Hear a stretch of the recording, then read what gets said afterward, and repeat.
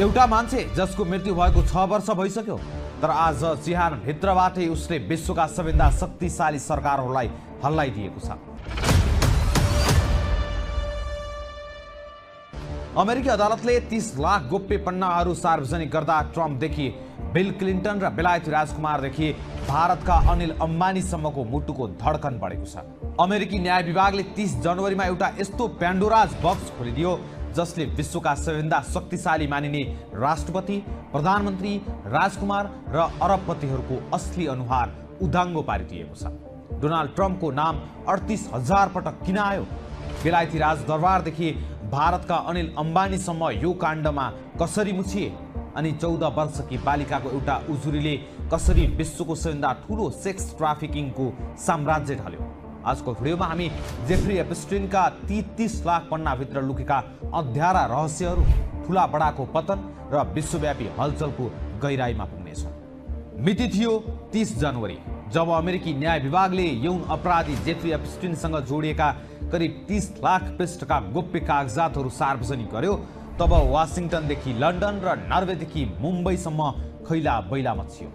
यी सामान्य कागजात थिएनन्, यी तिनै जेफ्री एप्स्टिनका कालो डायरीका पानाहरू थिए जसले दशकौंसम्म विश्वका एलिट वर्गलाई यौन शोषणको जालोमा बेरेर राखेका थिए। यी फाइलहरूमा इमेल, उडान विवरण अर्थात् फ्लाइट लग्स र निजी डायरीका पानाहरू छन्, जहाँ 700 देखि 1000 जना प्रभावशाली व्यक्तिहरूको नाम उल्लेख छ। यो खुलासा लगत्तै विश्व कूटनीतिमा यस्तो सुनामी आयो कि 10 देशको 15 भन्दा बढी ठुला अधिकारीहरूले आफ्नो पद छाड्नु परेको छ। 80 भन्दा बढी शक्तिशाली व्यक्तिहरू अहिले अनुसन्धानको घेरामा छन्। आखिर यी फाइलमा के छ जसले रातारात यत्रो उथल पुथल ल्यायो? आउनुहोस् विस्तारमा बुझौँ। एप्स्टिन अमेरिकी थिए, तर उनको अपराधको जालो युरोपको राजदरबारसम्म फैलिएको रहेछ। यो खुलासाले सबैभन्दा ठुलो धक्का युरोपलाई दिएको छ। बेलायत, जसलाई हामी शिष्टताको देश मान्छौँ, त्यहाँ यसले राजनीतिक भूकम्प नै ल्याइदियो। एकैपटक 3 जना उच्च अधिकारीले पद त्याग्नु पर्यो। पूर्व राजदूत पिटर म्यान्डेलसन, सल्लाहकार एडम पेरी र सुन्दा अचम्म लाग्न सक्छ प्रधानमन्त्री कियर स्टामरका आफ्नै चिफ अफ स्टाफ मोर्गन म्याक्स्विनीले राजीनामा दिनुभयो। बेलायती प्रधानमन्त्री स्टार्मरले यो लज्जास्पद स्थितिका लागि सार्वजनिक माफी नै माग्नु परेको छ। यति मात्र होइन, बेलायती राजकुमार एन्ड्रयू, जो पहिलेदेखि नै एप्स्टिनसँगको मित्रताका कारण विवादमा थिए, उनी विरुद्ध अब नयाँ फाइलका आधारमा प्रहरीले नयाँ सिराबाट समीक्षा सुरु गरेको छ। नर्वे र स्विडेनमा पनि यो आगो सल्किएको छ। नर्वेकी राजदूत मोना जुललाई तत्काल निलम्बित गरिएको छ। त्यहाँका पूर्व प्रधानमन्त्री थोरबर्जुन जगरल्यान्ड विरुद्ध भ्रष्टाचारको अनुसन्धान सुरु भइसकेको छ।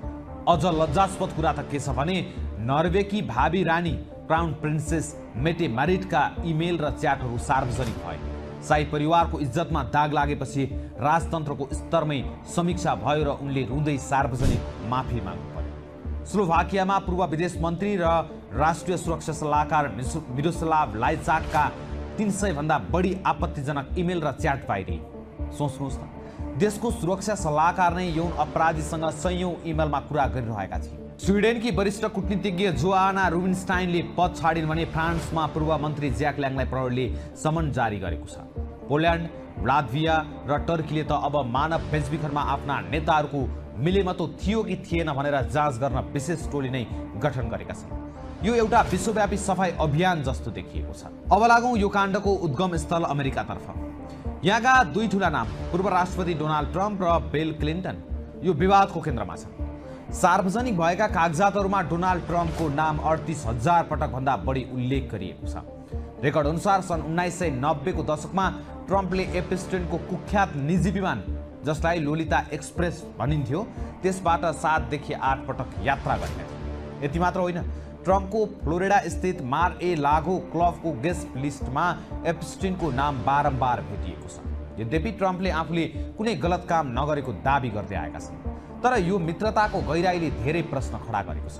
अर्कोतर्फ पूर्व राष्ट्रपति बिल क्लिन्टन र हिलारी क्लिन्टनको नाम पनि विभिन्न सन्दर्भमा अगाडि आएको छ। एप्स्टिनको डायरीमा क्लिन्टनको नाम हुनु र उनीहरू बीचको घनिष्ठताले डेमोक्रेटिक पार्टीभित्र पनि हलचल मच्चाएको छ। राजनीतिज्ञ मात्र होइन, विश्वका अरबपति व्यापारीहरू पनि एप्स्टिनको पासोमा परेको देखिन्छ। माइक्रोसफ्टका संस्थापक बिल गेट्स जसलाई विश्वले एक समाजसेवीका रूपमा चिन्छ, उनी पनि यो कालो छायाबाट बस्न सकेनन्। एप्स्टिनसँगको भेटघाट र संवादका रेकर्डहरू बाहिर आएपछि गेट्सले गहिरो पछुतो व्यक्त गरेका छन्। यही विवादको नैतिक दबावका कारण उनले आफ्नो फाउन्डेसनको बोर्डबाट राजीनामा समेत दिएका छन्। र अब कुरा गरौँ एसियाको। छिमेकी राष्ट्र भारतका चर्चित उद्योगपति अनिल अम्बानीको नाम पनि यी कागजातहरूमा भेटिएको छ। रिपोर्टहरूका अनुसार एप्स्टिन र अनिल अम्बानी बीच सन् 2017 देखि 2019 को बीचमा कुराकानी भएको थियो। ब्लुमबर्गले जनाए अनुसार उनीहरू बीच व्यापार, विश्वव्यापी मामिला र सुन्दा अचम्म लाग्ने महिलाहरूको विषयमा चर्चा भएको थियो। एउटा टाट पल्टिसकेका भनिएका व्यापारी र एउटा यौन अपराधी बीच महिलाहरूको विषयमा के कुरा भयो होला, यो अनुसन्धानको विषय बनेको छ। त्यस्तै इजरायलका पूर्व प्रधानमन्त्री एहुद बाराकको नाम न्युयोर्कमा एप्स्टिनको अपार्टमेन्टमा बस्ने र बैठकहरू गर्ने सूचीमा भेटिएपछि उनले पनि स्पष्टीकरण दिनु परेको छ। MIT मिडिया ल्याबका प्रमुख जोइची इतोले त राजीनामा नै दिनु पर्यो। तर दर्शकवृन्द, यी ठुला नामहरू त केवल हाँगा बिगा हुन्, यसको जरा कहाँ छ त? यो साम्राज्य कसरी ढल्यो? आउनुहोस् यसको टाइमलाइन हेरौँ। कथा सुरु हुन्छ सन् 2005 मा। फ्लोरिडामा एउटा 14 वर्षकी बालिकाकी आमाले प्रहरीमा उजुरी दिइन्। आरोप थियो जेफ्री एप्स्टिनले मसाजको बहानामा आफ्नी छोरीको यौन शोषण गरे। प्रहरीले अनुसन्धान सुरु गर्यो। एउटा होइन, दुईटा होइन, 30 जना नाबालिग बालिकाहरूले एप्स्टिन विरुद्ध बयान दिए। प्रमाण बलियो थियो, एप्स्टिनलाई आजीवन कारावास हुन सक्थ्यो। तर यहाँबाट सुरु हुन्छ पावर र पैसाको खेल। सन् 2006 देखि 2008 को बीचमा अमेरिकी न्याय प्रणालीले एउटा अनौठो र लज्जास्पद सम्झौता गर्यो, जसलाई प्ली डिल भनिन्छ। US अटर्नी अफिसले एप्स्टिनलाई संघीय मुद्दाबाट जोगायो। 30 जना बालिकाहरूको जीवन बर्बाद गर्ने व्यक्तिलाई मात्र 13 महिनाको हल्का सजाय भयो। अझ अचम्मको कुरा त के थियो भने उनलाई दिउँसो जेल बाहिर निस्केर काम गर्ने अनुमति पनि दिइयो। यो सम्झौता स्वीकृत गर्ने अभियोजक को थिए थाहा छ? एलेक्स एकोस्ट्रा, जो पछि 2017 मा डोनाल्ड ट्रम्पको क्याबिनेटमा श्रम मन्त्री बने। तर सत्य लुक्दैन, एप्स्टिन काण्ड चर्किएपछि उनले पनि राजीनामा दिनु पर्यो। सन् 2009 देखि 2015 सम्म एप्स्टिन जेलबाट निस्किएपछि पनि रोकिएनन्। उनको लोलिता एक्सप्रेस उडिरह्यो। उनको निजी टापुमा पाहुनाहरू गइरहे। एजेन्सीहरूसँग प्रमाण बढ्दै गयो, तर कारवाही भएन, किनकि उनको सम्बन्ध विश्वका सबैभन्दा शक्तिशाली व्यक्तिहरूसँग थियो। तर सन् 2017-18 मा मिटु आन्दोलनले विश्वलाई बिउझायो। पुराना पीडितहरू फेरि बोल्न थाले। सन् 2019 मा उनलाई न्युयोर्कमा सेक्स ट्राफिकिङको आरोपमा फेरि गिरफ्तार गरियो र त्यसको ठिक 1 महिनापछि एउटा रहस्यमय घटना भयो। कडा सुरक्षा घेराभित्र रहने मेट्रोपोलिटन करेक्सनल सेन्टरको जेलभित्र एप्स्टिन मृत फेला परे। आधिकारिक रिपोर्टले यसलाई आत्महत्या भन्यो, तर धेरैले यसलाई हत्या माने, किनकि एप्स्टिन जिउँदो रहँदा धेरै ठुला टाउकाहरू समस्यामा पर्न सक्थे। एप्स्टिन मरे, तर प्रमाण मरेन, र आज अदालतको आदेशले तिनै प्रमाणहरू बाहिर आउँदा विश्व हल्लिरहेको छ। यी सबैको केन्द्रमा रहेका जेफ्री एप्स्टिन वास्तवमा को थिए त? उनी न्युयोर्कका एक रहस्यमय करोडपति फाइनान्सर थिए। उनको कमाईको स्रोत सधैँ अस्पष्ट रह्यो, तर उनको खर्च र सम्बन्ध राजा महाराजाको जस्तो थियो। उनीसँग क्यारिबियन सागरमा आफ्नै निजी टापु थियो, जसलाई स्थानीयले पिडोफाइल आइल्यान्ड भन्थे। उनले एक्लै यो अपराध गरेका थिएनन्। उनकी प्रेमिका र मुख्य सहयोगी थिइन् घिस्लेन म्याक्सवेल।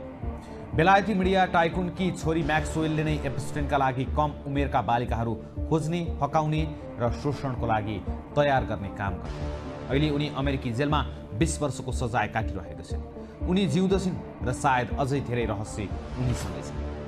दर्शकवृन्द, जेफ्री एप्स्टिनको यो फाइल केवल यौन काण्डको दस्तावेज होइन, यो आजको विश्व व्यवस्थाको एउटा कुरूप तस्बिर पनि हो। यसले देखाउँछ कि कसरी पैसा र पहुँचको भरमा अपराधलाई दशकौंसम्म लुकाउन सकिन्छ। कसरी 14 वर्षका बालिकाहरूको चित्कार भन्दा अरबपतिहरूको मोज मस्तीलाई प्राथमिकता दिइन्छ। आज ट्रम्प, क्लिन्टन, एन्ड्रु वा गेट्सको नाम चर्चामा छ, तर मुख्य प्रश्न अझै बाँकी छ। के यी शक्तिशाली व्यक्तिहरूमाथि साँच्चीकै कानुनी कारवाही होला, वा केही राजीनामा र माफीमै यो काण्ड सेलाएर जाला? अहिलेसम्म 15 देशका हस्तीहरूको नाम आयो। 80 जनामाथि अनुसन्धान भइरहेको छ, तर पीडितहरूले न्याय पाउँछन् कि पाउँदैनन् त्यो हेर्न बाँकी नै छ। तपाईलाई के लाग्छ? के एप्स्टिनको मृत्यु आत्महत्या थियो वा हत्या? अनि के यी ठुला नेता र व्यापारीहरू जेल जाला?